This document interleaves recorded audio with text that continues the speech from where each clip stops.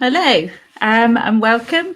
I'm Tracy Hamston from Moor Meadows, and this is the last of our talks for this winter. We're delighted to have three expert speakers with us tonight talking about a range of subjects all to do with hedges. It's a really huge subject and we've only got an hour and a half. However, we are planning plenty of time for questions at the end. So can I ask you to please post your questions in the chat window on YouTube, and we'll get through as many as we can at the end of the session. I can see we've got quite a few people posting where they're from. So we've got all sorts of people coming in from different parts of the country, which is great. I've just add, if you're watching on the Eventbrite window, if you click the YouTube icon, that will take you through into YouTube where you can actually use the chat window.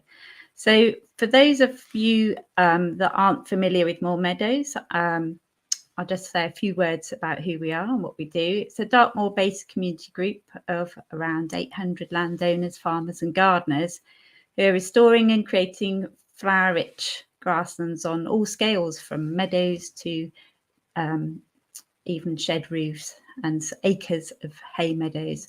So we've also got an online communication platform for people all over Devon and beyond, the Meadow Makers Forum. And that's where people interested in meadows can communicate with each other and share information. And I'll stick a link in the chat window towards the end of the evening, so you can go and have a look and do join the group if you'd like to. So I'm going to start up with Rob Walton. So Rob, if you're familiar with Hedge Talks, you've probably come across Rob before. He's been closely involved with hedges for over 30 years. He formerly worked for Natural England and its predecessors as part of as a hedgerow specialist. And he now works as an ecological consultant, but he also helps to manage the family farm in Devon, and that has many miles of hedges. He's the chair of the Devon Hedge Group and has been closely involved with HedgeLink, the national body which brings organisations and individuals interested in hedgerows together. And he's been involved with that for many years. So good evening, Rob. I'll just bring you into the studio. Good evening. I'm actually going to operate Rob's slides tonight because I think your broadband's not so great, is it? So That's right. That's right. Can you hear me all right? Can you hear me, Tracy?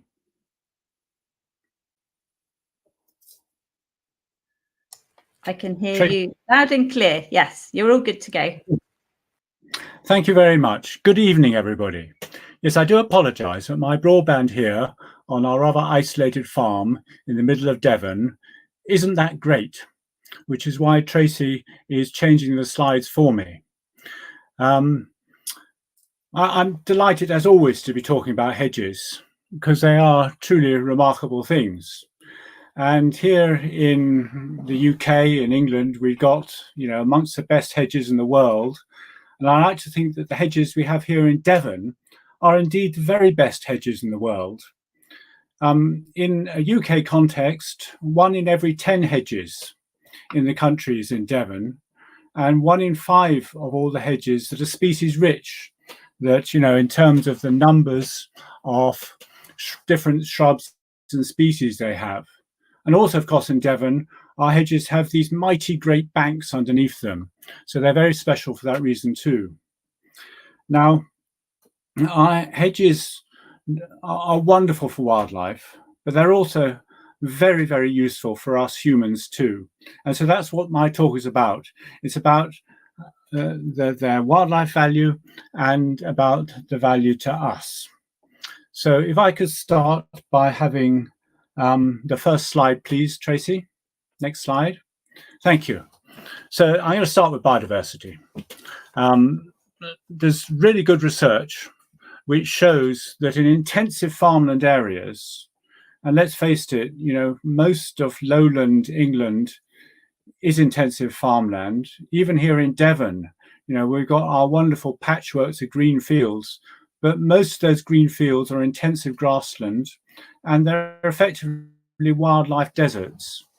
And in landscapes like that, which are so prevalent across England, the only place really where the wildlife get a chance of surviving is in the hedges. And just to back that up, a study that was done in Somerset on an organic farm in Somerset showed that even though the hedges took up just 5% of the area of the farm, something like 95% of all the species found on that farm were found in those hedges. So their value far exceeds the area of which they occupy. It's completely disproportionate. Next slide, please. Now, on a car journey with a friend, I was challenged to try and find out how many different species of animal and plant and fungi can occur in a single hedge, because nobody really knew. And so on New Year's Day, 2011, I started to count, and I continued until the last day of 2012. And during those 2 years, and with a lot of help from experts, I was able to find no less than 2,070 different species within this single hedge. It's a hedge on our farm here in the middle of Devon, and it's not a special hedge in a Devon context. There are thousands of hedges like it. It's not a remarkable hedge, but yet it's got that simply awe-inspiring number of species in it. Because we're so large and we tend to move so quickly, we don't tend to see all this wildlife within the hedges, but it's there. Now, the contraption, the tent-like thing you see in the image there, is a Malaise trap, named after René Malaise, a Swedish entomologist, and it's phenomenally effective at finding insects, particularly flying insects like flies. Indeed, I'm very keen on flies. I really made a real focus on those, and I found 830 different species of fly in this one hedge, and there are more there as well.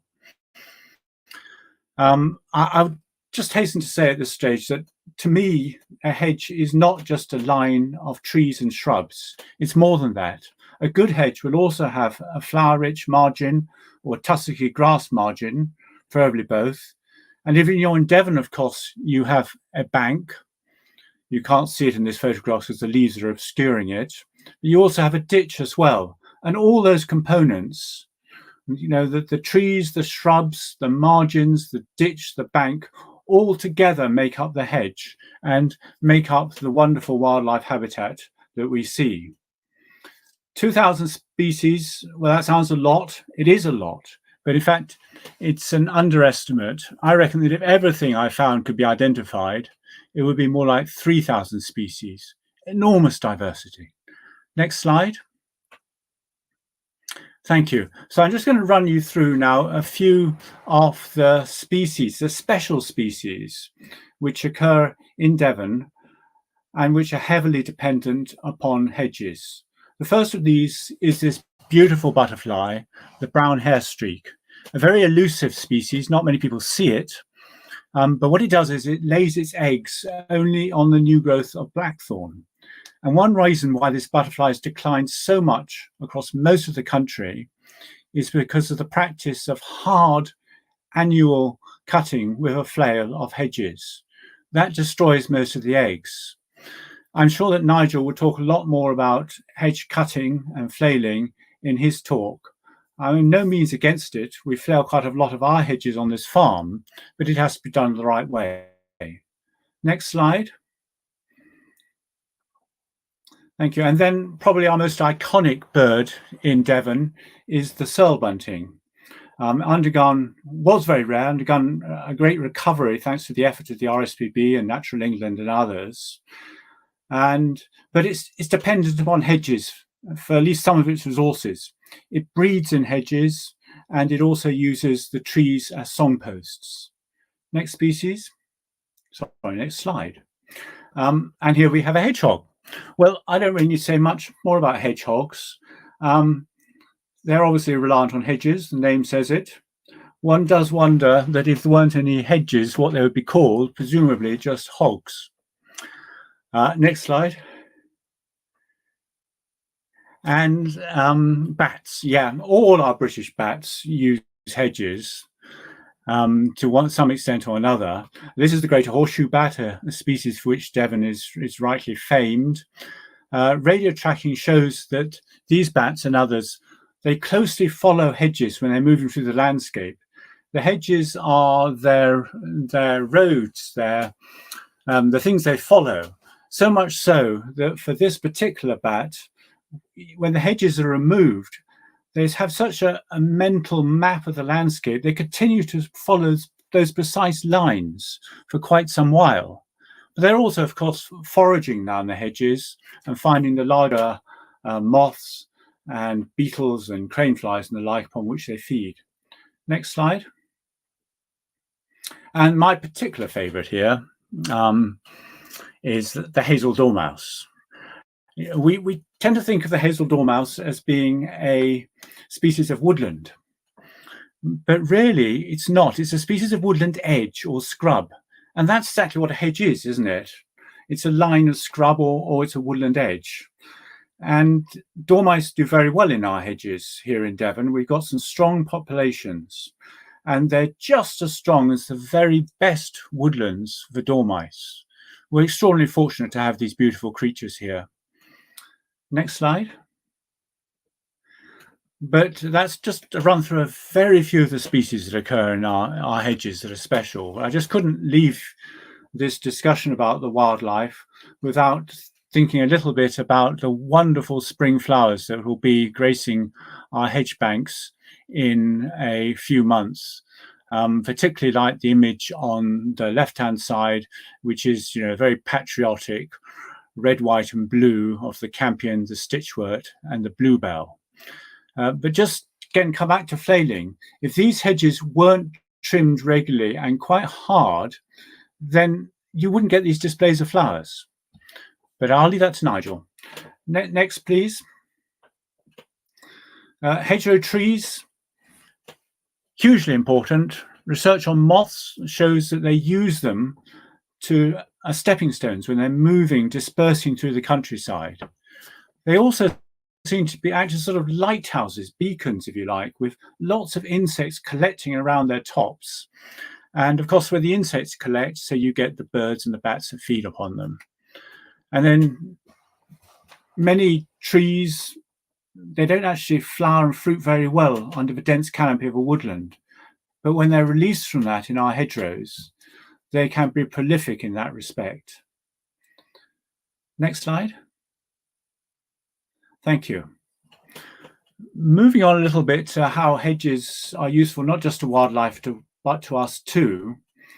Lots of evidence that if you want healthy pollinator populations in farmland, then you probably have to have the hedges because they offer all sorts of resources. In terms of crop pollination, then they can actually be effective at increasing the amount of seed or the amount of fruit for up to 750 meters away from the hedge. That's based largely on bumblebees. Next slide. And here we have, in a Devon context, it's orchards we should be talking about, I think, for pollinators. And here we have in this slide, we have Monsieur Lejean in Normandy speaking to a group of us, including Nigel. And he was waxing lyrical about the value of hedges for his orchard. And instantly he produced very good Calvados. But he said, when the bumblebees and the solitary bees, when they're not pollinating his apple trees, where are they getting their nectar and their pollen? Well, of course, from the hedgerows. Where are they breeding? In the hedgerows. Where are they hibernating? In the hedgerows. So the hedgerows and the orchard trees go absolutely hand in hand from his point of view. Next slide. Pest control, reams of research done on this, that basically hedges are the places where these predators spend their winter. Their populations, they build up their populations there in the spring, and then they spread out into the fields. So things like carabid beetles, ladybird beetles, hoverflies, spiders. They spread out into the field, and there they find the aphids and other crop pests, effective over distances of at least 60 meters out from the hedge, and of course, reduce the need for pesticides. Next slide. Shelter and shade, something particularly important, I think, with as our climate is changing. We're all aware of how important hedges are for lambs in the spring. Perhaps less well known is just how important they are for cattle in the summer. Cattle are very prone to heat stress. When they get stress like that, they grow slower, they produce less milk, and they're far more susceptible to diseases like mastitis. I think farmers are going to increasingly appreciate hedgerow trees in the future as we get more and more heat waves. They're also important hedges as windbreaks. I mean, that's what a windbreak is, isn't it? A tall hedge. And they can be, really increase yields in that respect of arable and horticultural crops, particularly vegetables. 75% increases in yields have been noted because you can reduce the wind speed by using tall hedges. Thank you. Next slide. And then a very topical matter, flooding. Hedges are what's called one of these natural solutions to the flood problem. Here we see up above Braunton in North Devon, banks yet to be planted with trees being placed along the contours above a stream that runs down into the town.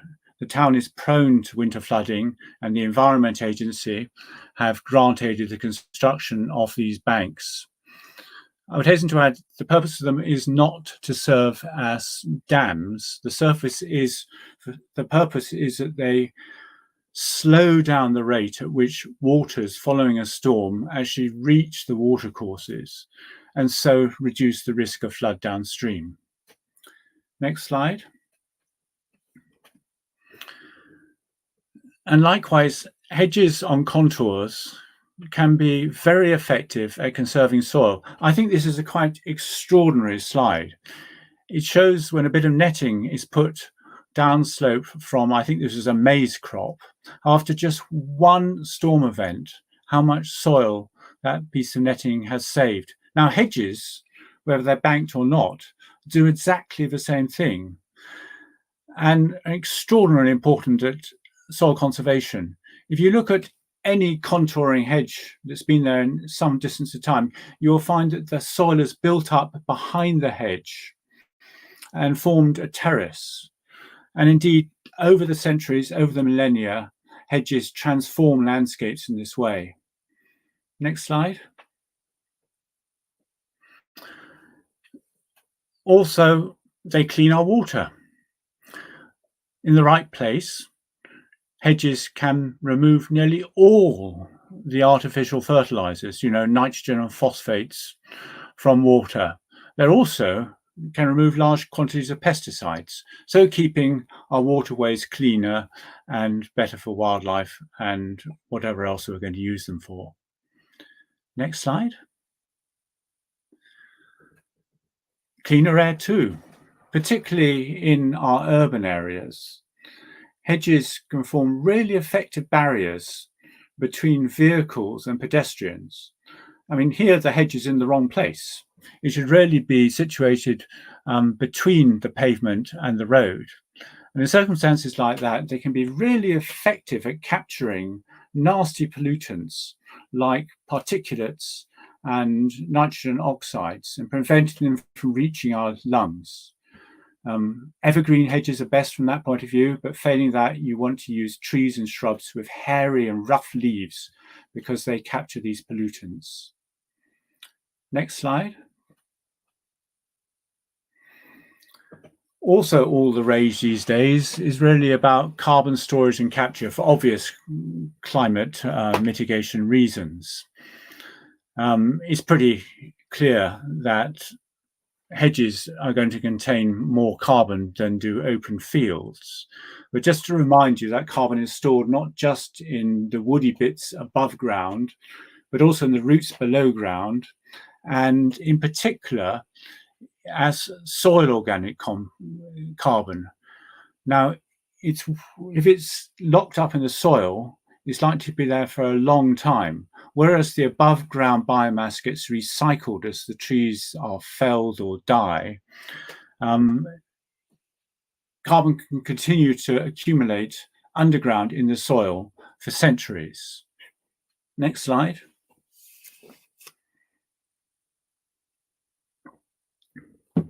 How much? Well, working in Brittany, where there are very similar hedge landscapes to here in the West Country, something like between 13 and 38% of all the soil organic carbon in those landscapes is locked up in hedges. So they can have an appreciable carbon store. Next slide. And it's in recognition of that the Climate Change Committee, in their net zero report published in, 2020, recommended that there should be a 40% increase in hedge extent by 2050 to meet our net zero targets. Now, they're keen on that, and farmers are keen on it as well, because it's an easy win. It's easy to let your hedge grow a bit wider. It's relatively easy to plant a new hedge, much easier often than many of the other management things that have to be undertaken to reduce carbon on your farm or store carbon on your farm. Next slide. And in the same vein, of course, just as they store carbon in the biomass, that's good for climate change, so too, it's good if you're managing your hedge as a wood fuel crop.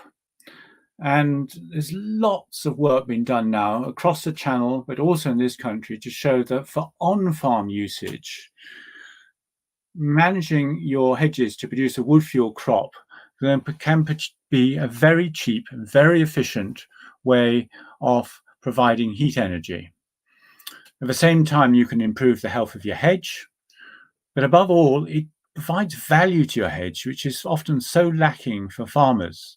I know I've said that they're valuable for pollination and for pest control, soil conservation. Of course they are, but in terms of immediate accounting, the value of wood fuel is that you can say immediately, I have saved this much money on my fuel bill to heat my farmhouse or my poultry sheds or whatever else it may be. They have real potential, which we must exploit in that regard. Next slide. Switching tack a little bit here. You know, what would Devon look like? What would England look like, most of it, lowland England, if it didn't have hedges? Well, to my mind, pretty stark and barren and uninteresting.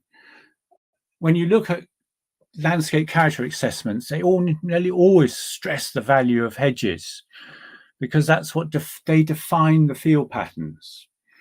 And in turn, you will see many a farm of produce being marketed on the back of good, well-hedged landscapes. When you come to sell your farm, they add value as well in that way. Next slide. And I mean, this could be a whole talk on its own, of course, but enormous cultural and historic value.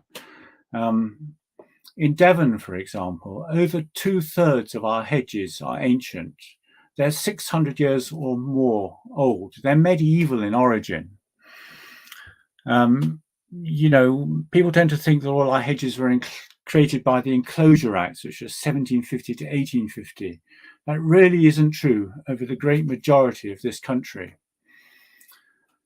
And because they define field patterns, they reveal an awful lot about landscape history. You can read the history of the landscape from its hedgerows. And I know Nigel's going to talk about this, so I shan't dwell on it, but we all have our traditional hedge laying styles as well. It's part of our culture. And this here is shown is the Devon style. Next slide. And this is just about my last slide. But just to say, you know, the one thing the pandemic has brought home to us is how important it is for our well-being to be able to get out into nature, even if it's in a town or city, walking alongside a hedge can do us good.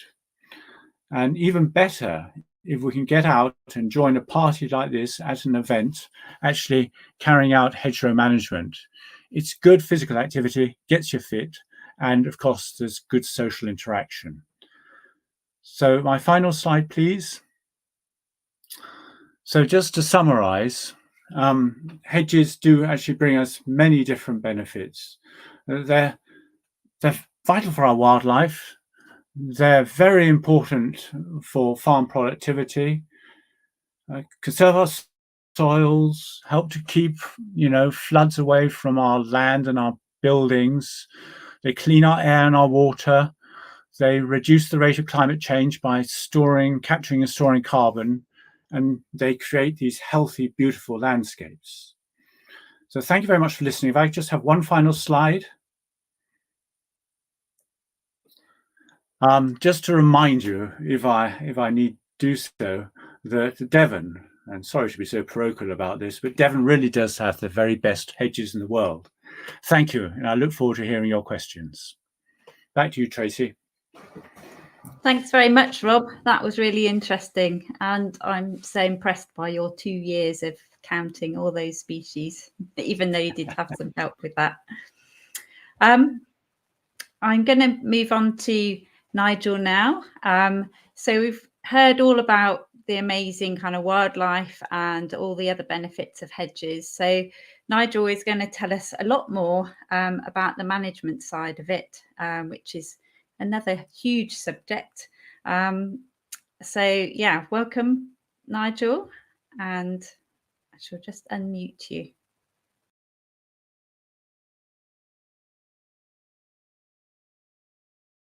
Can you unmute yourself, Nigel? Mute myself. How's that? Thank you. There we go. Everybody should know that by now, shouldn't they, really?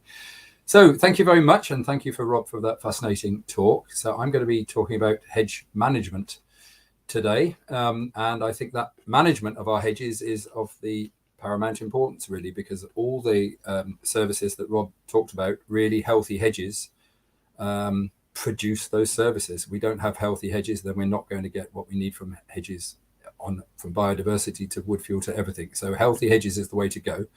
I'm going to go to share my screen. Tracy, have you got it there, or do I?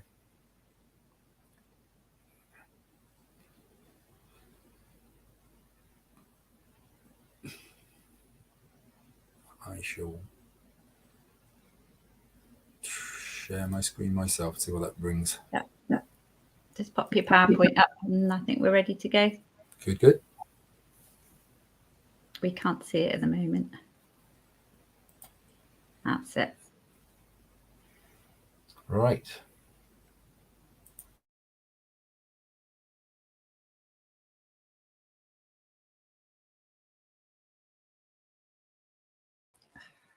And spending most of my days at the moment this winter laying hedges and writing hedgerow management plans, etc. So hedgerows, Rob's alluded to already. We both agree they are vital to our countryside. You can't imagine the British countryside without hedges. They give us so much. The last countryside survey used to be done every 10 years. The last one was in 2007, and it showed throughout the country that on average about 50% of hedges were in favourable condition when set against a criteria to judge that, 50%. A sad state of affairs really is that in arable areas, managed hedgerows, only 12% of hedgerows were in favourable condition. So something's going wrong there, I think. And I think it is the management. So let's just talk quickly about two types of hedgerows. I think we have two main types of hedgerows. This is what you might find in Devon, your species-rich hedgerows. Often what used to be woodland edges, and I think the concept of a woodland edge, as Rob said, is a very important fact. If we think about hedgerows as woodland edges, and if we think how dynamic a woodland edge is, then we're halfway to understanding hedgerows. Hedgerows are a very dynamic hedgerow, very dynamic habitat. We want them to be full of those shrubs that we would find on a woodland edge, from the hawthorns to the blackthorns to the spindles. Everything, all those shrubby species are woodland edge species, and we in effect have a whole series of linear woodland edges, which are constantly trying to change. So there's the ancient species-rich small field higgledy-piggledy hedges, and then we have in the other half of the country, really, not just in central England, that goes up right up into Yorkshire and down Wiltshire and southeast, etc., are the enclosure hedges, the previously open field systems that were then enclosed, and usually enclosed with pure hawthorn hedges and by design very straight lines, etc. I think these are causing us the most problems in our modern world, but we will work up to that. I'm going to sort of build up my slideshow to introduce this concept of a hedgerow management cycle.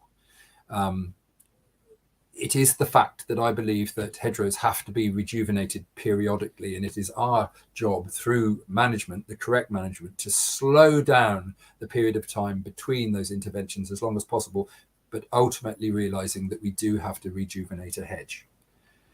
So why do we manage hedges? Well, I suppose if we didn't manage hedges, these things that we've planted or have occurred naturally, something like this would occur. It's a neglected hedge. It's got way out of control. It is past being good enough to lay. If we cut it to ground level, it may or may not respond. It might be getting too old and into old age for it to produce new shoots. It's got away from us. It's neglected, and an awful lot of hedges in the countryside are completely neglected. They have not been managed. This is a hedge near me here in the Chiltern Hills. It's clearly a hawthorn enclosure hedge, but it has not been managed now at all. In fact, I can't see any sign of it ever being laid, but it's now absolutely collapsing. It's at the end of the natural life of a hawthorn, really. It's, coming up to, I don't know, 160 years old or whatever it is. It's absolutely collapsing. It's been neglected. And one stage further on from neglecting is that trees may well start to invade a hedge, and very soon the hedgerow might become a line of trees. Nothing wrong with a line of trees. Insects, bats, etc. hunt along these woodland edges, but they do become lines of trees and no longer are recorded as hedges, and possibly don't provide ultimately that shrubby kind of habitat that we want so much. This is a line of oak trees, but with a hedge hanging on underneath there, and ultimately very often those shrubby species can't survive that lack of light. So the neglect of a hedge sends it into old age, it sends it overgrown, it lowers the amount of options available to us in terms of management. So how did we historically stop hedges being neglected? For one thing, we trimmed our hedges, and hedges were always trimmed by hand, often following laying, which we'll talk about in a while. But the hedges were trimmed by hand. Nothing was wasted. All that brash that they're cutting off would have been used to make faggots to light bread ovens, etc. They put the thorn underneath hay and straw ricks to stop the mice and rats getting under there. They even put the clippings in the bottom of ditches as a sort of sediment trap, as it were. So hedgerows were managed quite often by trimming. And then come sort of 1930s, 40s, there were all sorts of crazy inventions, great British engineering, I suppose. They invented things like this thing, a health and safety nightmare, I would have thought, with a reciprocating knife blade, but all developed to trim the hedge and control it. And I think that's an interesting word, control.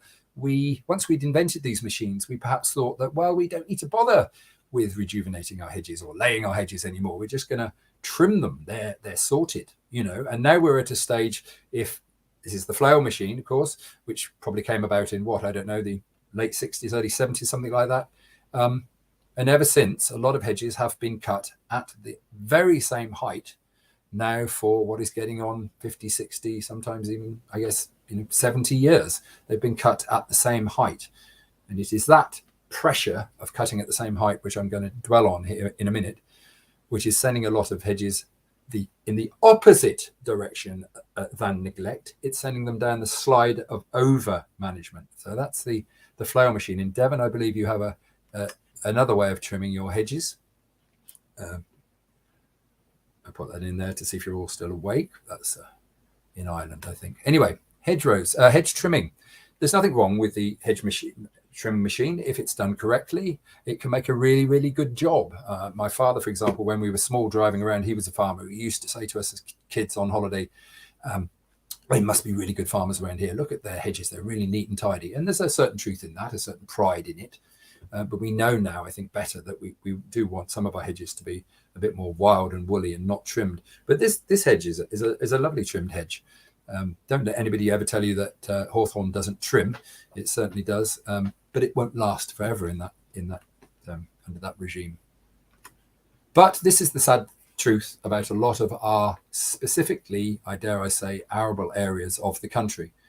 These hedges have been trimmed. This is a hawthorn hedge trimmed at the same height since who knows when, the 1950s, I don't know. There's to the right of the screen there are some signs of early laying.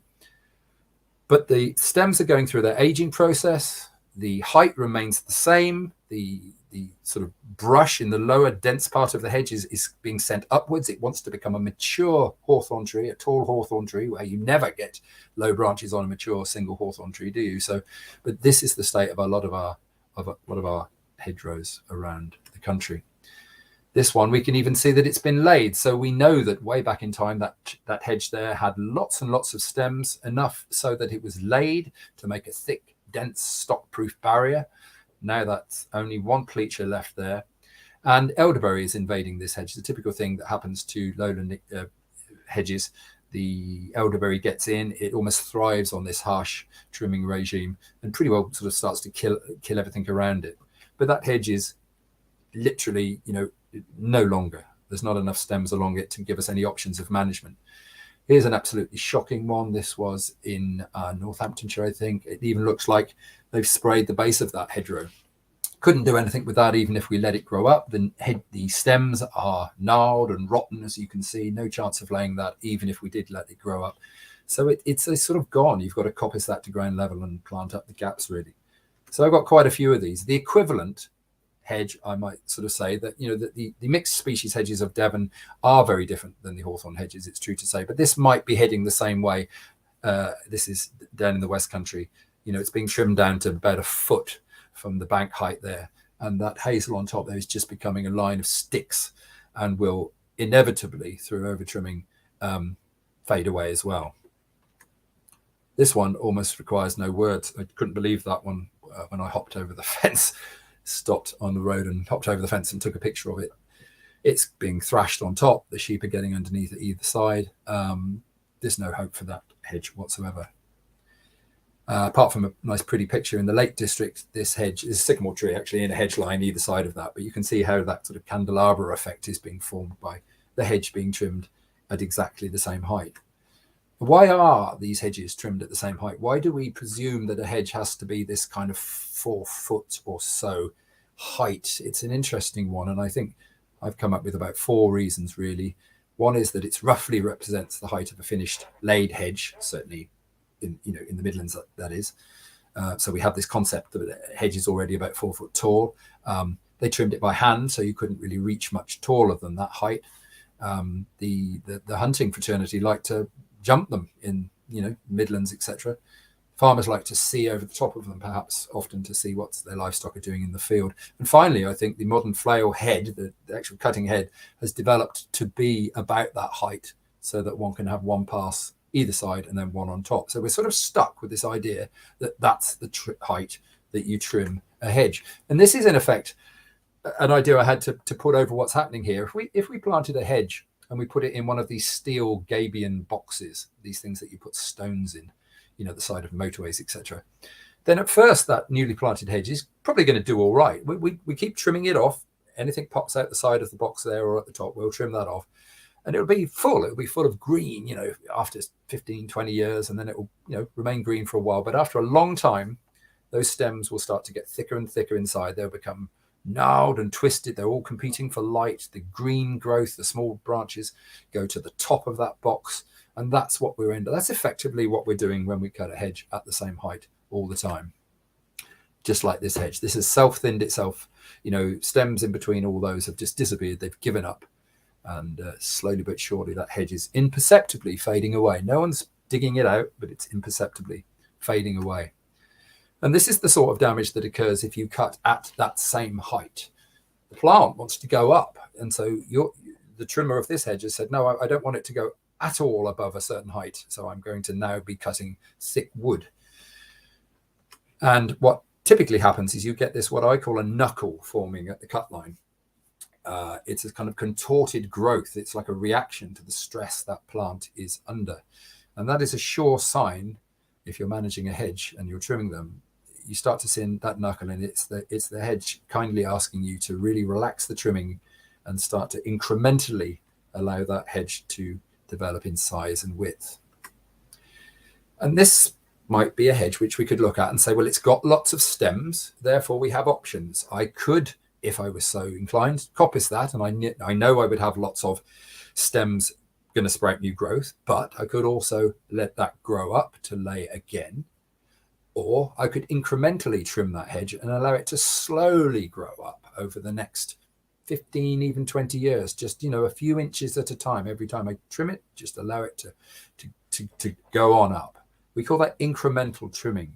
And you can often get a hedge back from the cliff of, destruction through over trimming. You can get them back quite quickly by just incrementally backing off, letting the hedge actually breathe and having enough small leaves to kind of support itself, really. And HedgeLink set out on a research project some years ago now, which I was involved in. It was over 6 or 7 years, and we found 5 farms throughout the country, including Devon, with uniform sort of hedges. We gave them a harsh cut back, the whole length of all the hedges, a harsh cut back to a sort of baseline, marked it into 25-meter sections, and then carried out different management on each of those 25 meters. So we would cut really hard down annually on some sections. Other sections we would cut every 2 years, every 3 years. Lots of different prescriptions for different sections. And I introduced this concept of incremental trimming. I said, please, can we look at sections where we just back off slightly, even if we're cutting it yearly, every 2 years or 3 years. When we go back to cut it, let's not cut it back to that same height.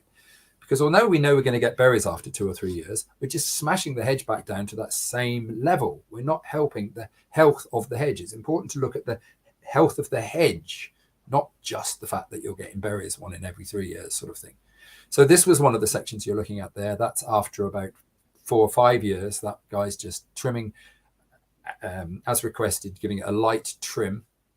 I always think that the sound of a hedge trimmer when it's trimming, if I might make a terrible imitation of a machine working. When you hear a machine that's working badly, it is literally going to sound like... If you hear a machine that's working nicely, it's literally like a...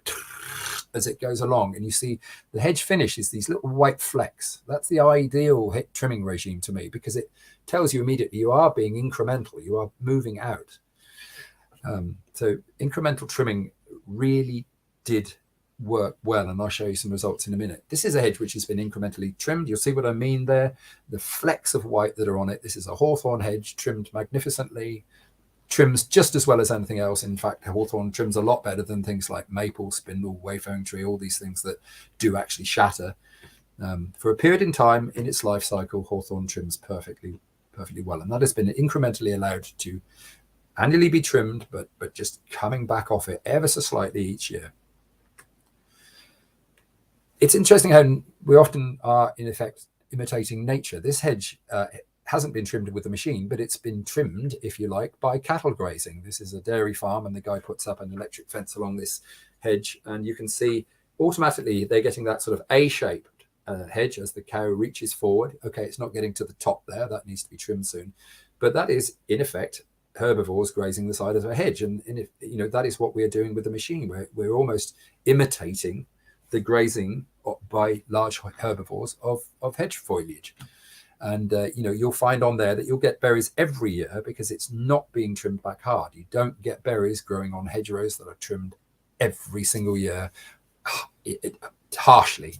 You need 2 or 3 year growth for the blossom to form on and the berries to form on. And after time, with incremental trimming, you can get marvelous looking hedges like this.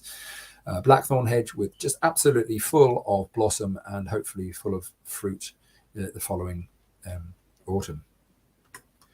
And it's these berries, that we want to for our overwintering birds, etc., to feed on, and things like dormice to gorge on in the autumn to build up reserves. It's the blossom and the berries. The blossom is particularly important because at different times of the year things blossom, starting with the wild plum to blackthorn and hawthorn, On it goes. Different blossoms at different times of the year, especially the early spring when the insects are emerging and they want to get that nectar source. It's vital to have lots of different species, which, as I say, millions of fieldfares and redwings flock down to our country specifically, more often than not, to feed on the hawthorn berries, which provide this lush food source. So this is, I won't dwell on this too long, but very simple results of our trimming experimenting. So I want you to look, please, on the left-hand side, standard cutting intensity. The hollow white boxes are autumn cutting. That is typically when people cut after the harvest, soon after September the 1st. As soon as they can get in, they're cutting the hedges. And the hatched blocks there are late winter. So people about now, for example, in the final weeks of the season, are going in and trimming the hedges. And this was counting the berries that were left, as it were, after the cut. So down at the bottom left-hand corner, you see a very low percentage of weight of berries coming off the hedges that are trimmed in early September, October. They are smashing off all the berries that would be available throughout later on in the winter. The hatched box next to that one there is showing you what is remaining after for the winter on an annually trimmed hedge that is not being cut in September, but rather left on there until the February. So the second year cut there shows a slightly larger amount of berries there because some fruit does form on 2-year wood, but most of that is being cut off in September, won't be available throughout the winter. And the hatch box next to there is showing a much larger amount of fruit that is left on there, albeit cut every 2 years. It's been cut in late winter in February. And the same for the 3-year, it's a larger amount of berries again. And then the uncut control showing a constant amount of berries every single year. But on the right-hand side, you'll see this incremental cutting intensity. Same principle, the white blocks are cut in late September. So that is what is left after the cut. And far greater, more than double the amount of berries are still remained on there because you're not smashing back to everything, you're just moving out slightly. And even in through to the end of February, that's what is left.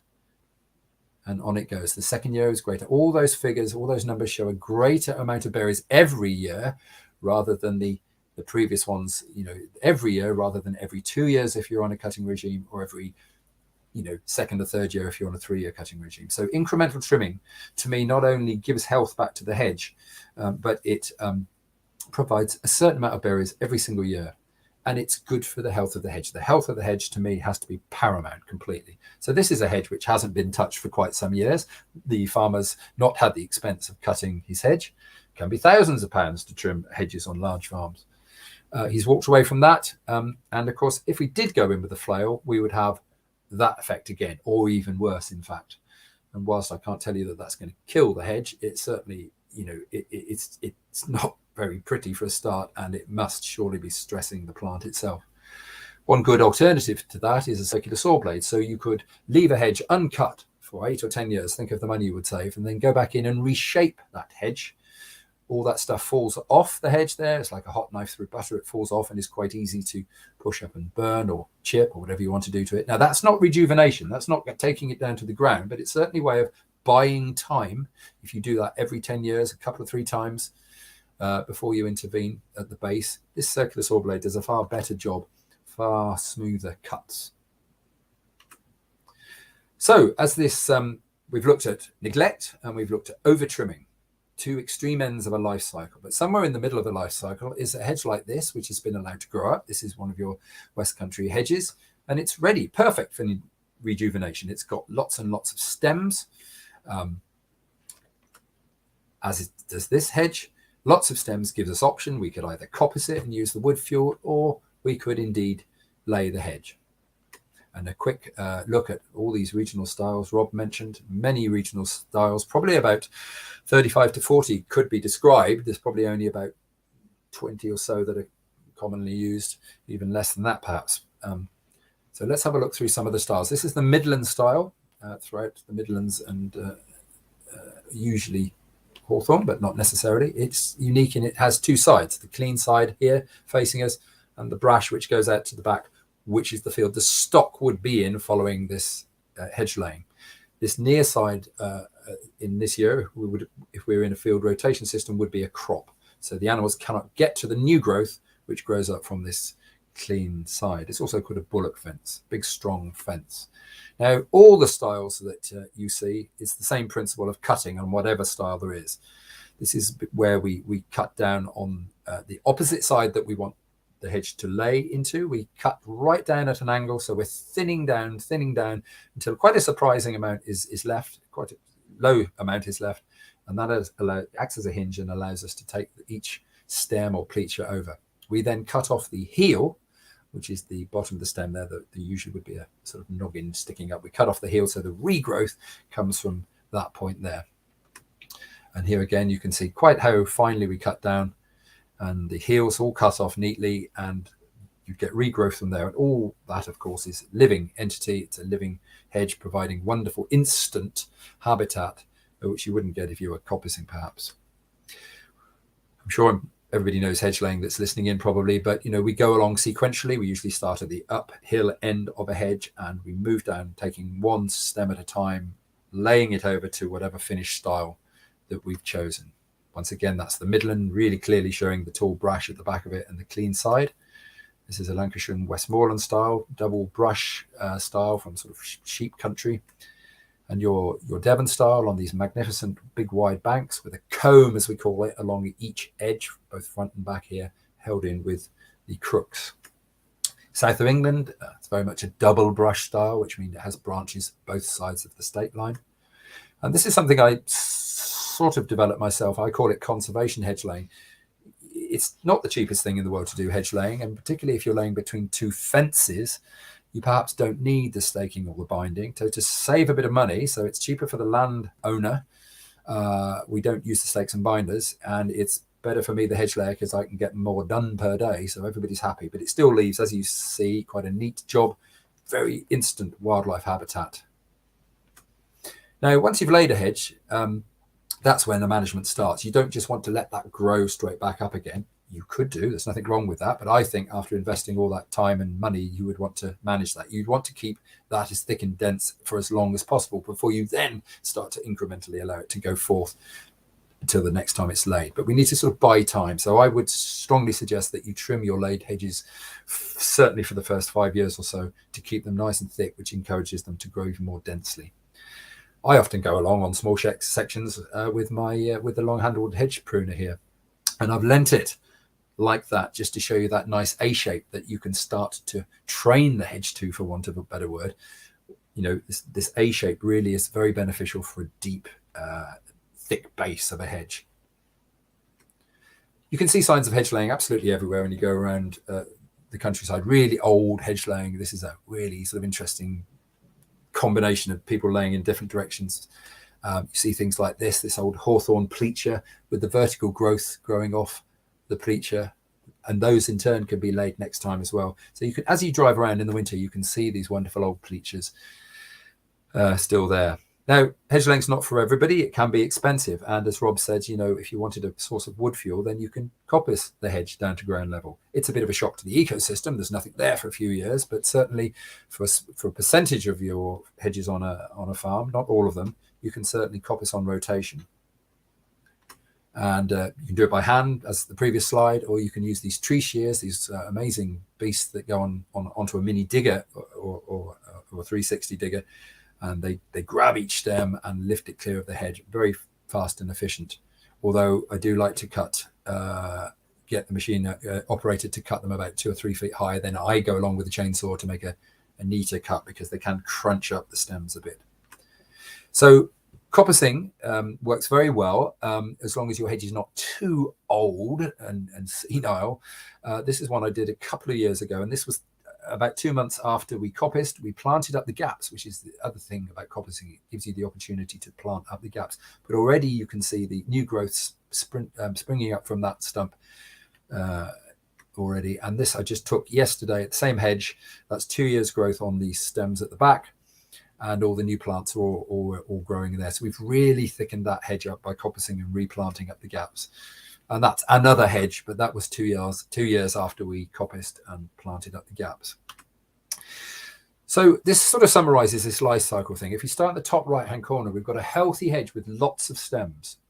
But if we keep thrashing that at the same height for the next 30, 40, 50 years, it will go downhill in the life cycle to this thing up in the top left-hand corner where everything is pretty well given up.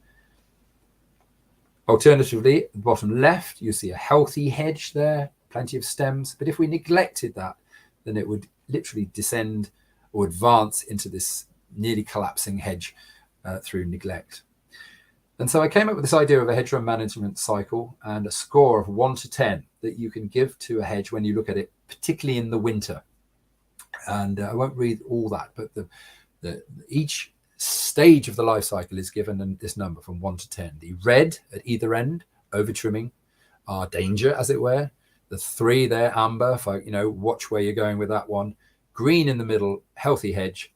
And then as you start to stop management, you move into another amber, and then red at the bottom there, 9 and 10, where it's developing into a line of trees. So to me, the ideal sort of hedgerow vision is to keep a hedge between sort of 3 and then sort of 8. And you manage the hedge, you delay the speed that the hedge wants to advance, but you don't altogether stop it. So you're buying time, 30, 40, 50 years, but recognizing that you will eventually have to rejuvenate it. And with incremental trimming, you can do that. But with incremental trimming, you must, of course, realize that the hedge will get big. But at the end of that time, you'll have lots of healthy stems still there, rather than half the hedges died out, as it were. And I'm just quickly going to run through just some typical ones. So that's a number 1. It has been heavily smashed for years. It's being invaded by elder, sycamore, whatever. And there's only one thing to do. You've got to coppice the plant up the gaps, or possibly even grub it out. It's the worst possible nightmare. Number 3, there's that hedge again, which, yes, it's got lots of stems, but let's not keep smashing it at the same height because it will descend to number 2 or 1. Number 5, in the middle, healthy hedge, not being cut every year, perhaps 2 meters high, lots of stems, lots of wildlife.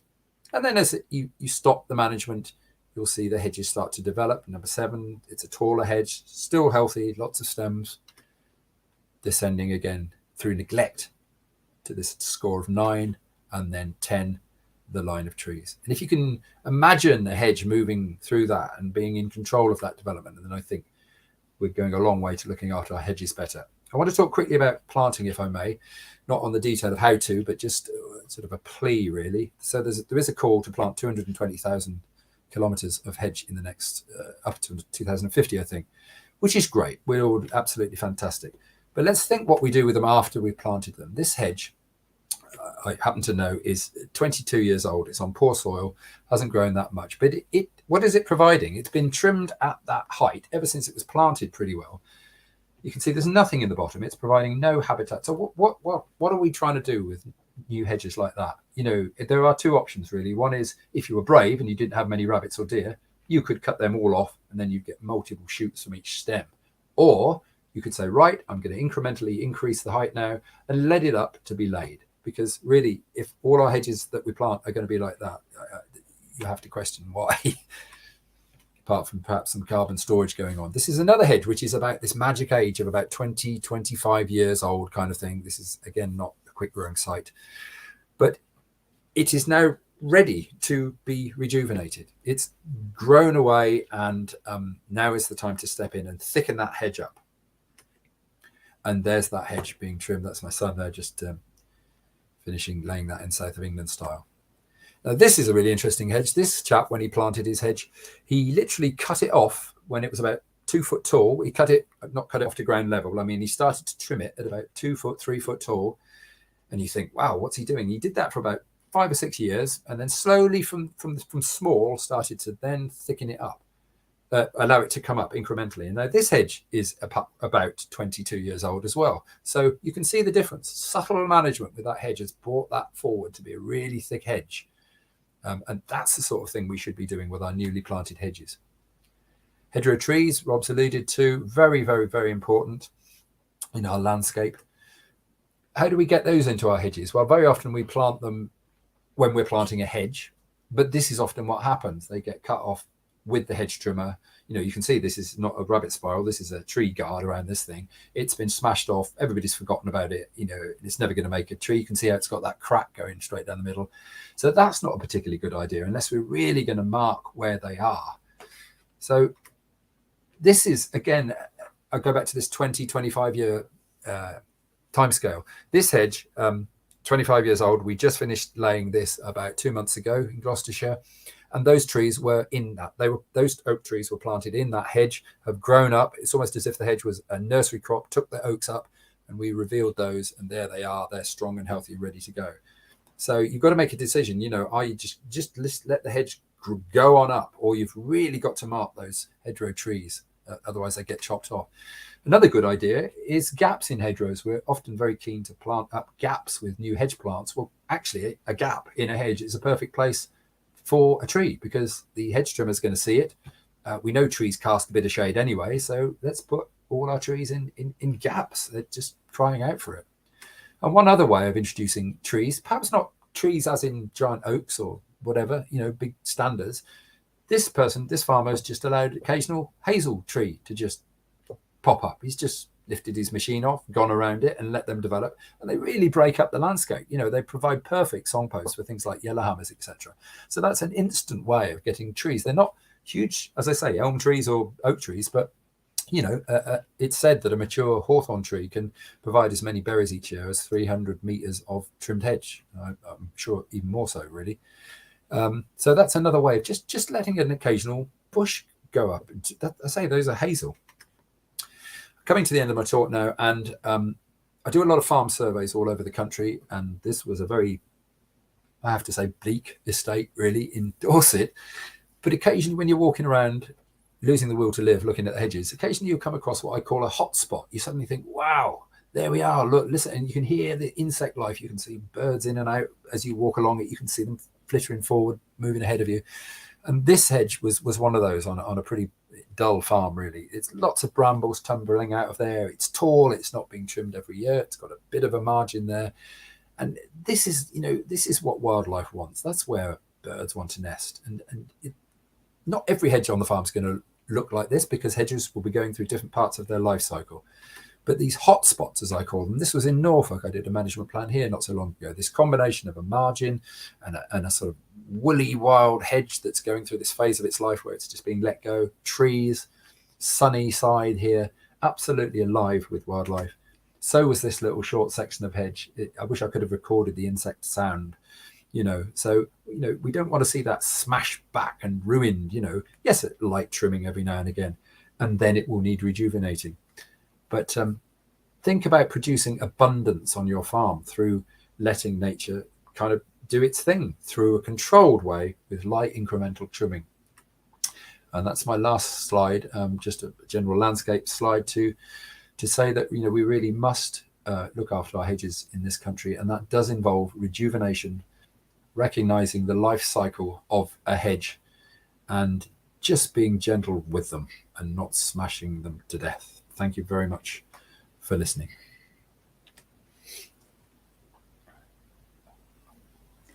Thanks very much, Nigel. That was really good. You mentioned HedgeLink, and I did mention at the beginning that obviously Rob and yourself are both very involved with that.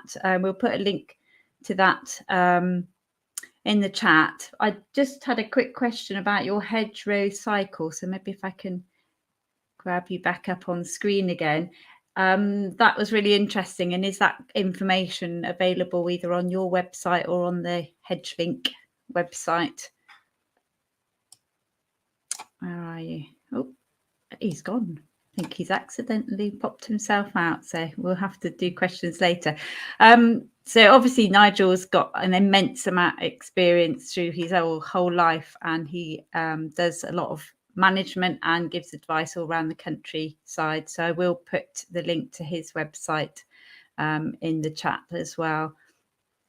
So hopefully if you want to get in touch with him, you can, and there's quite a bit of information in there as well.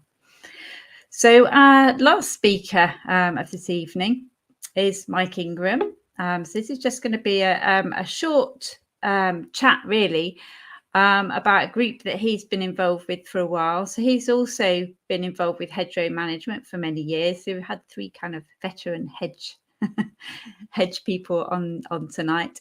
But he's here tonight to talk about a community wood group that he's been part of for the last few years. And they're a small group of individuals under the umbrella charity of Sustainable South Brent. And I'll let Mike tell you a bit more about that.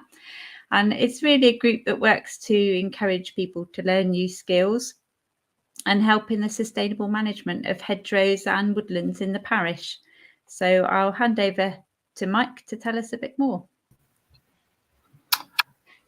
Thanks, Tracy, and good evening, everybody.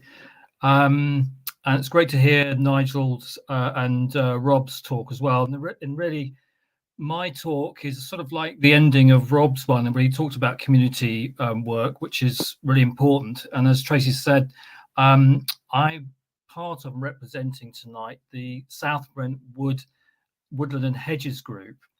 And that is really a component of Sustainable South Brent, which is where I live. And for those of you who don't know, South Brent is a village just on the southern edge of Dartmoor. And just to put in context, Sustainable South Brent it's a charity that was set up in 2006 to start projects, actions and initiatives to encourage public participation in long-term sustainability of the parish. At the moment, I think we have about 274 fully paid members of SSB. And one of the components is this South Brent Woodland and Hedges group, but we also have other groups as well to do with composting, litter picking, cycle hire, and other initiatives as well. So with the wood group, basically we slide there, first slide there. We have sort of 2 areas of work, really. The first is sort of a winter activities, which involve woodland management, and we mostly work in a woodland trust site just on the edge of the village, and help with the management of that wood, largely through coppice management and thinning the woods. And the second activity to do is the hedge management. And we sort of divide the winter into 2 halves, really. We have the sort of first half potentially as doing the sort of coppicing, and then the hedge laying comes in perhaps on the second half of the winter. And we go through, we meet as a group from October right the way through till March. And we meet every other weekend on Sunday. And we undertake these activities. And the hedge laying, hedge steeping one is a key one. At the moment, we have about 12 regular members of the hedge group and woodland group, and we have over this year we have other people who come and go with that, and we've had about 30 people this winter who have sort of participated in with it. And it's really a sort of great activity to get involved with the community. It's a way in which, as part of the SSB sort of ethos, really, is to get people out into the countryside within their local parish and to help manage an area of local habitat. And it's a really key thing, and particularly during the last couple of years with COVID, as an outdoor activity, we've been able to carry on as much as we can. And I think it's been a real help for a lot of people being able to get out and meet as a group. So basically, we have a sort of a core group of us who are reasonably experienced at doing hedgerow management, at hedge laying, or steeping as it's called in Devon. And we're able to help instruct people who are new to the skill to come out and have a go at doing it. And you see a slide here of a hedge that we steeped and cut this winter in the parish.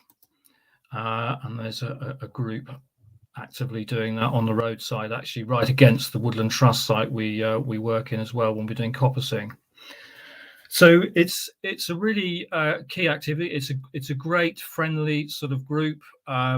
We have a get together, as I say, on the Sundays, and people are able to have a go at doing hedge laying. They learn about particularly not just the skill of how to lay a hedge, but actually learning how to use hand tools as well, which is really crucial for doing a good job.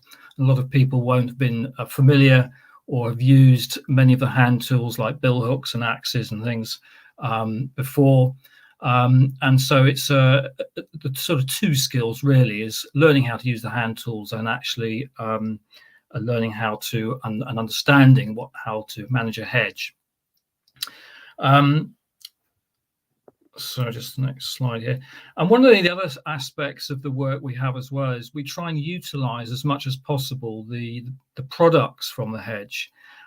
Here there's some bean rods and some pea sticks that will probably end up down in the parish allotments. And on top of that, we also utilize, and particularly some of the older pieces of material that come out of the hedges, that'll be used for firewood. And we have a sort of a processing area within the village, locally known as the marsh, where any of the firewood that's potentially usable gets taken down to this processing area, and it's then cut up. The larger bits are cut up and split into firewood, and the smaller bits are processed with a machine called a chunker, which basically produces into very small diameter, literally chunks of wood, and they're all bagged up. And then these are sold to the local community, and the money from that goes back into the wood group funds. And as I say, and any of the members who have helped with the work in doing that and helping with the coppicing or hedge laying, we're entitled to a few free bags of firewood and chunks as well. So it's a really good way of utilizing a local resource as much as possible, and touches a little bit on Rob's talk as well with wood fuel. As I say, it's also, stuff going through the allotment as well is a way in which we can try and sort of wean people off buying sort of bamboo sticks from China and things like that. So hopefully all of it will sort of add to the sort of more sustainable element of the work. We also get together in the outside of the sort of the main season, if you like, for cutting and that, and we do get together and we'll have sort of tool sharpening sessions, perhaps in the summer, or and we'll get together and go through that. And there's a sort of training element there as well of how to maintain the tools and keep them safe. We have a number of tools which we keep for people to come out and have a go. They're all sort of maintained and by the group.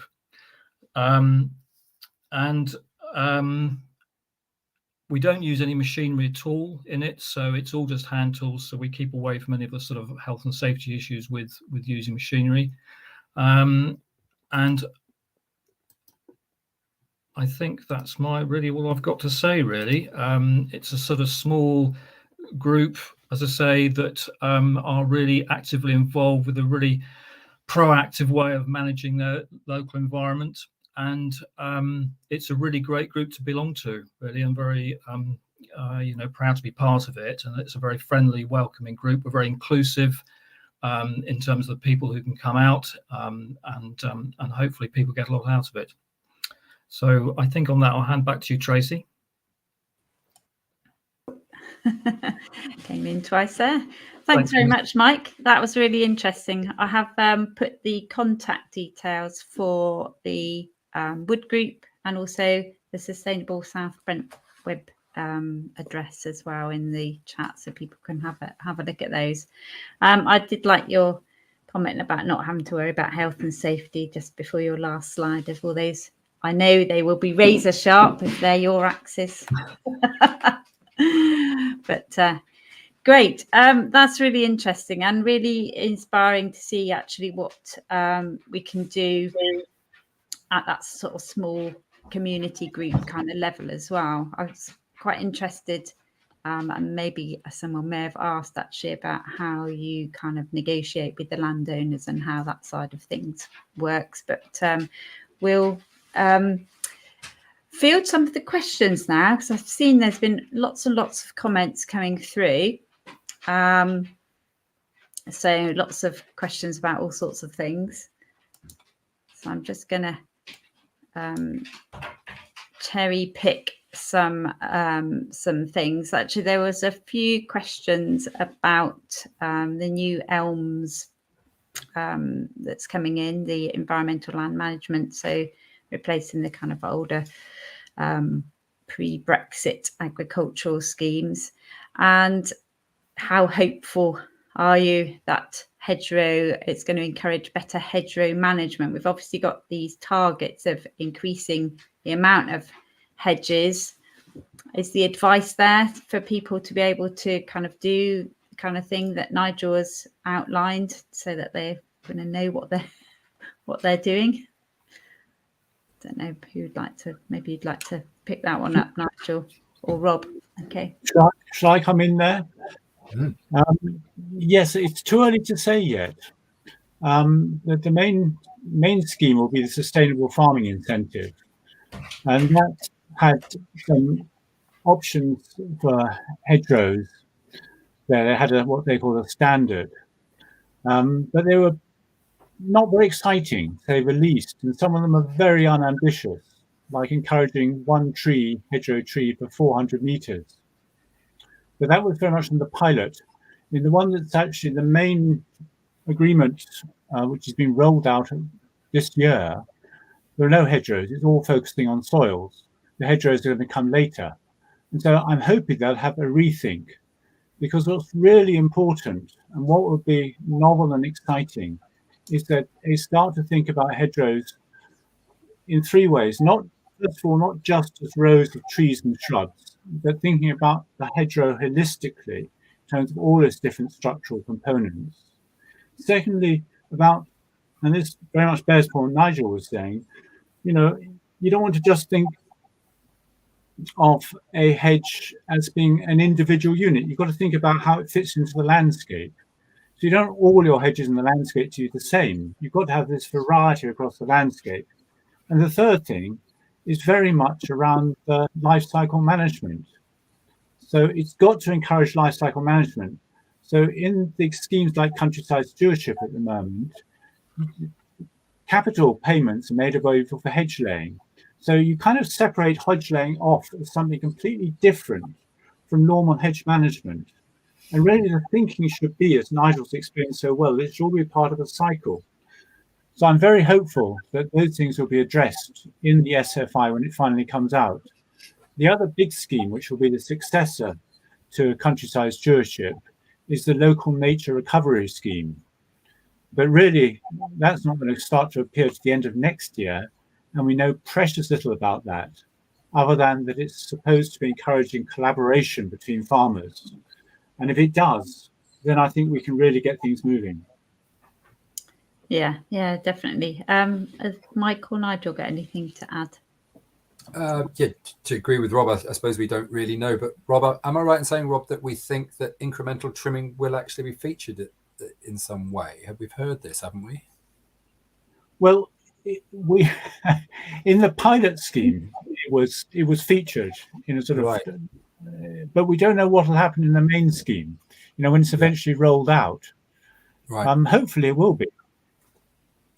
Yeah, and the life cycle thing I think is crucial, and that rejuvenation, assistance with that I think is crucial, because if you rejuvenated all your hedges on cycle around the farm, you're going to have all sorts of stages, and you're getting all those services that you require. Yeah, actually, the hedgerow cycle that you talked about, I did ask you when you accidentally. I do apologise. I pressed the wrong button and disappeared. I'm so sorry. That's all right. Is that something? I mean, that was interesting, and I've seen that before. Is that on the HedgeLink website? Yes, it is. Yes, great. Yeah. Okay, that's cool. Yeah, so lots of thoughts there. It's about that diversity of stages and types of hedge, I guess, at all the different stages in that management cycle. I was going to just pick up on something you said about elder, and I've heard that before, and I didn't know whether people were very familiar when you were saying that, you know, you get elder invading and it kills off other species. That's not something I'd heard of, I must admit, until fairly recently. So is that... Well, perhaps I want to qualify that in a sense before people leap at me. Yeah. No, Elder is an important plant for, you know, Rob will know that, you know, it for lichens and all sorts of things on it. But to me, when elder becomes dominant in a hedge, then to me something is slightly going wrong with the management, and you see this on lowland hedges all the time. There's hedges near me which in my lifetime have turned from a hawthorn hedge into an elder hedge completely. You know, in a healthy hedge which is growing vigorously and nothing is dominating or anything, elder can be in there and it's not really causing a problem. I think I'm right in saying, and Rob may know the scientific word for it, but it does draw stuff up from the ground, doesn't it, Rob, and tend to kill off things about it? There's a name for that, isn't there?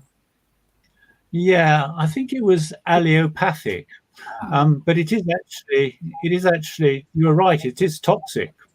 And so its roots actually secrete substances which kill off other trees and shrubs, which is why, you know, you do get these gaps developing where you get elder in hedges. Yeah. And I think, you know, if a hedge is healthy, then it's welcome there, because it's not going to be out of balance. It's when the hedge is stressed, elder gets in and it just goes, whoopee, I'm going to take over. That's the point I'm making. Yeah, okay, that's great. You've clarified that nicely for me. So you were kind of saying about your conservation style of hedge laying, Nigel, and you've basically got those kind of fenced areas. And someone was talking about if I think they're probably talking about Devon, so talking about hedge banks. If they move their stock away from the hedge banks, is there an optimal width of buffer strip between the field and the hedge? I think I'll pass this over to Rob, because he does farm in Devon, and you know there are two sides to this, and it causes quite a lot of arguments. In lowland England, we seem to always erect a fence when, you know, next to a hedge, and so be it. You know, that's perhaps our stocking levels are too high these days for laid hedges to be totally stock proof. But the conservation style was developed because I thought to myself, well, we don't need to be using expensive stakes and binders if we're between two hedges. That was the point in that. And if we can get more hedges laid for our dollar, as it were, then all good and well. But Rob, I think probably will have strong opinions on where to put a fence, won't you, Rob? Well, they're not strong opinions. The first opinion I have is that if one can avoid having a fence, so much the better. Yeah, I mean, you've these got a days, back, for example. Yeah. That's right. Now it's almost a condition of grant aid now, particularly in livestock areas, that if you lay a hedge, you put up a fence. And that immediately makes the hedge redundant from the point of view of a stock-proof barrier. But it also makes management so much more difficult, because you really want, if you're going to get good herb-rich margins, you want the animals to be able to graze up to the base of the hedge, not intensively, but lightly. You've got a whopping great fence, and really you can't do that.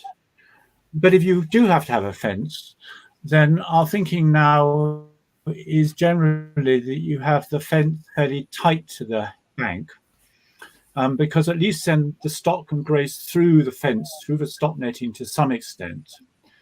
And there's also a real risk that if your fence is somewhere away from the bank, that deer attempting to jump from the bank out into the field get trapped in the top wires of the fence, and they can suffer a horrible death that way.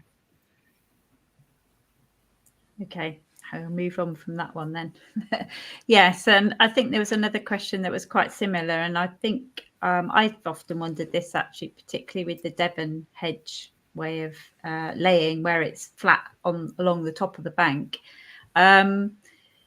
that kind of the Midland style looked fairly stock proof, but is there a kind of way that you can manage livestock and other things so that a freshly laid hedge, which is not going to be maybe quite so stock proof, or would you just always have a fence there anyway? What Thinking back before we had fences, so we would have been laying hedges, and Yes. would they have been very stock proof when they're first Yes, done? Yes, they would have been, and different areas had the different styles. That's why they evolved. I do genuinely think stocking rates were a lot less, and so there wasn't perhaps the pressure on them. Some browsing of hedges is actually quite beneficial. I go back to this idea of herbivores browsing the hedge, but sheep would typically, if there was hundreds of them, get right underneath quite quickly and take away that cover in the base kind of thing. So we would use, if we knew livestock were both sides, then you'd use what we call a double brush hedge, and you'd make it as thick and dense as possible. And yes, it perfectly well could be stock proof. A lot are actually, especially down in Devon. It's certainly very possible, but with modern sort of speed on roads and things, you're gonna, you don't want the chance perhaps these days of. That's not negating the fact that hedges should be stock proof. Don't get me wrong, but traditionally, sorry, go on. No, please, Mike. No, I say there was a great slide that I think you had, Rob, of a Devon hedge, and the way in which it's steeped is that you've got the growth, the steeped pleachers on either side of the bank, and the original idea was that would actually help prevent sheep getting up onto the bank, and to help the bank, and also the bank would have been repaired at the same time perhaps as when they were laying the hedge.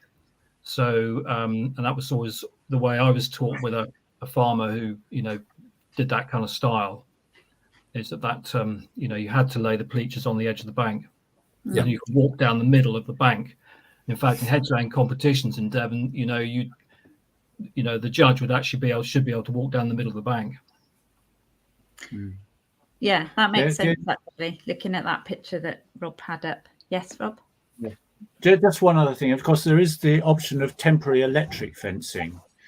So after your hedge has just been laid, or when you've planted a new hedge, rather than go to the expense of putting up, a permanent stop fence, then just electric fence it for a few years.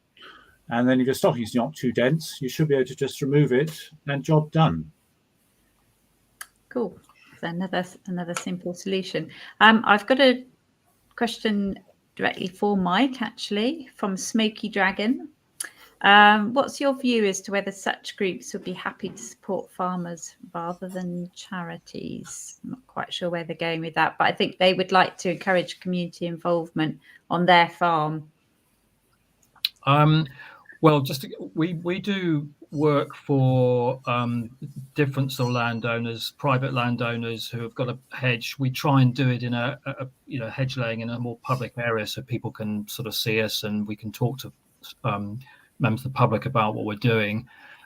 We do stuff on some farms. I have to say, not that many at the moment. And if we are asked to do it, we would look at that. If it was a suitable hedge to lay that we could easily do within the winter or so, then we would definitely look at that. And it's a way, from within the parish of engaging with farmers and other landowners who've got hedges. So I'm not sure whether that answers the question or not, but like possibly. We are small. We ask for a donation for the work we do. I mean, I have to say that probably you're a bit of a unique community group in that you are a group of people with some degree of expertise in what you do, and that's maybe not always the case everywhere. Nigel?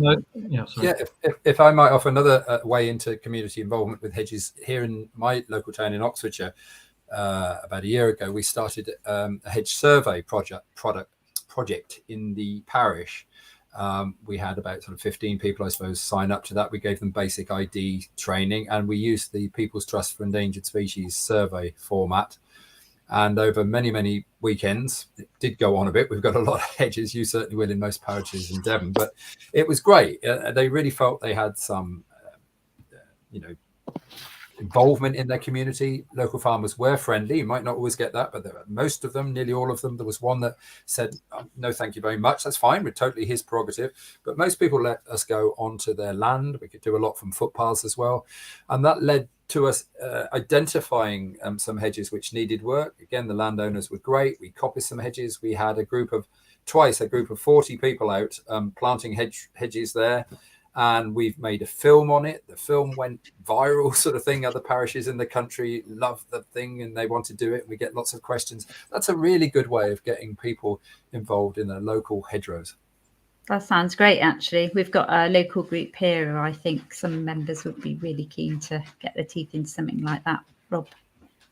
Yeah, Tracy, Nigel's mentioned it, but is that the thing that People's Trust for Endangered Species have done is they've developed this Hedgerows survey, called it the Great British Hedgerows Survey, and they produced apps and all sorts of things. Megan Gimber has led on that. She may be listening in to us today, I don't know, but done that's a splendid job. And it's a really good, easy hedgerow survey technique that gives a lot of really useful information. So do look at the PTES website to find out details about that. Great. I've just put the link actually in the chat, so that takes people to that section of the website. And I think there's lots of information about their surveys and apps and things. So yes, do get involved like that. I'm aware we're kind of up at 9 o'clock, but we've got quite a lot of questions left. So if people are happy to have a couple more, if you're all right for time. Yeah.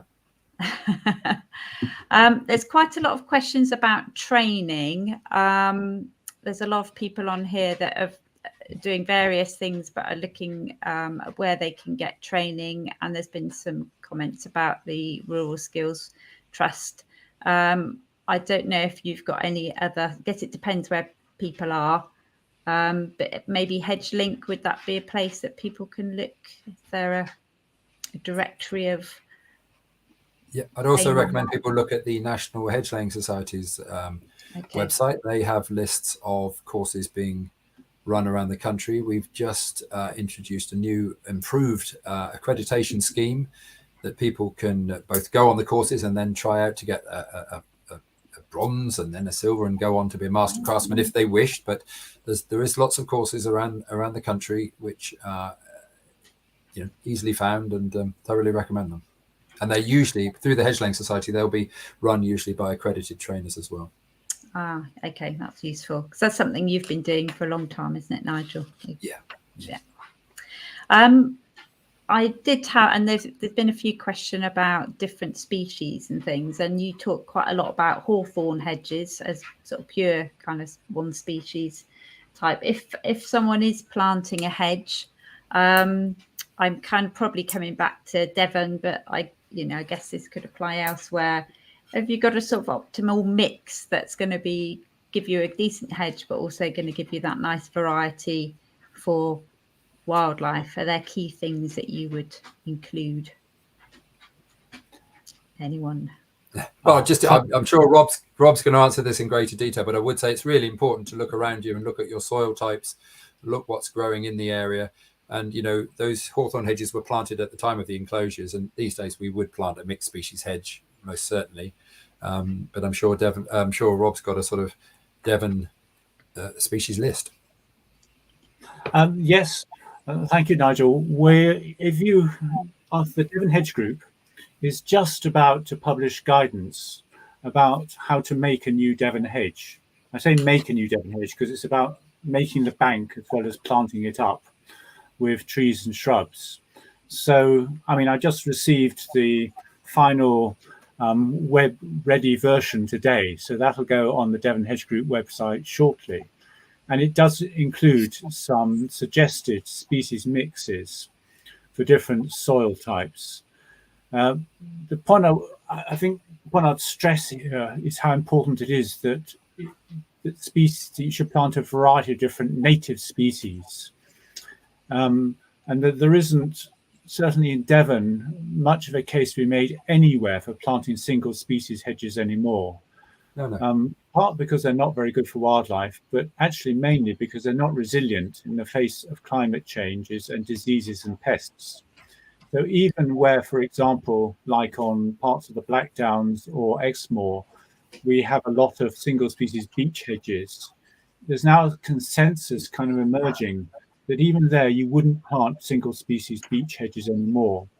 That our focus these days should be forward-looking, planting hedges for the present, or as far as we anticipate the future, not just respecting past cultural or historical values in an area. In practice, though, you can often do both. So you can be forward-looking and still respect the heritage of an area. But no more single species hedges, except in exceptional circumstances. Yeah, totally agree. And yes, and of course we're losing a lot of our ash in hedges at the moment, so there will be potential for popping in other things into those gaps. And I think also people talk about trying to future-proof by planting things from other hotter climates, but actually the local adaptation of the species in your area and a good mix of those is going to give you the best kind of resilience, as you say, Rob, and kind of genetics diversity that is going to give that sort of optimum chance. I just thought I'd stick that one up. This is another publication. Yay! I recently purchased. So there was a number of publications through the Devon Hedge Group. Really useful. I think this is a bit more of a sort of introductory overview, isn't it? But actually, I found it really interesting. So yes, do look out for those. I kind of think we've probably got to a good point there. There's just so much that we could probably chat on all night, to be honest. So I'd just like to sort of finish up really by thanking you all very much for coming along and sharing your quite huge expertise with us. We just got a bit of a snippet, I think, into that knowledge that you all have. And also to thank all our viewers. And hopefully we may be back over next winter with some more webinars. But in the meantime, do have a look at the Moor Meadows website. And as I say, the forum as well. So I shall say good night and hope to see you all on an online talk sometime next season.